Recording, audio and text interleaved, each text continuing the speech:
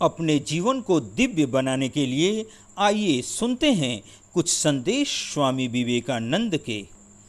दृढ़ संकल्प कर लो कि तुम किसी दूसरे को नहीं कोसोगे, किसी दूसरे को दोष नहीं दोगे। तुम मनुष्य बनो, खड़े हो और अपने आप को दोष दो, स्वयं की ओर ही ध्यान दो। यही जीवन का पहला पाठ है। अनंत धैर्य, अनंत पवित्रता तथा अनंत अध्यवसाय सत्कार्य में सफलता के रहस्य हैं। दूसरों के लिए रत्ती भर काम करने से भी भीतर की शक्ति जाग उठती है।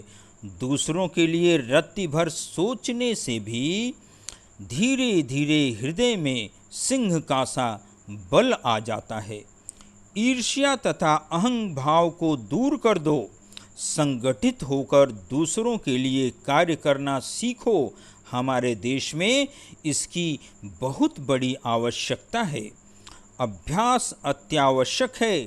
तुम प्रतिदिन घंटों बैठकर मेरा उपदेश सुनते रहो, पर यदि तुम उसका अभ्यास नहीं करते तो एक पग भी आगे नहीं बढ़ सकते। यह सब तो अभ्यास पर निर्भर है। सिद्धांतों और उनकी व्याख्याओं को केवल सुनने से कुछ न होगा। सफलता प्राप्त करने के लिए जबरदस्त सतत प्रयत्न और जबरदस्त इच्छा रखो। प्रयत्नशील व्यक्ति कहता है, मैं समुद्र पी जाऊंगा, मेरी इच्छा से पर्वत टुकड़े टुकड़े हो जाएंगे। इस प्रकार की शक्ति और इच्छा रखो। कड़ा परिश्रम करो, तुम अपने उद्देश्य को निश्चित पा जाओगे। कर्म करना बहुत अच्छा है, पर वह विचारों से आता है। इसलिए अपने मस्तिष्क को उच्च विचारों और उच्चतम आदर्शों से भर लो। उन्हें रात दिन अपने सामने रखो। उन्हीं में से महान कार्यों का जन्म होगा। दूसरों की भलाई करने का अनवरत प्रयत्न करते हुए हम अपने आप को भूल जाने का प्रयत्न करते हैं।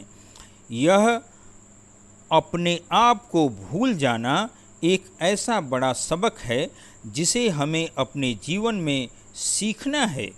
मनुष्य मूर्खता से यह सोचने लगता है कि वह अपने को सुखी बना सकता है, पर वर्षों के पश्चात अंत में वह कहीं समझ पाता है कि सच्चा सुख स्वार्थ के नाश में है और उसे अपने आप के अतिरिक्त अन्य कोई सुखी नहीं बना सकता। मेरी राय में सर्वसाधारण जनता की उपेक्षा ही एक बड़ा राष्ट्रीय पाप है और वही एक कारण है जिससे हमारा पतन हुआ।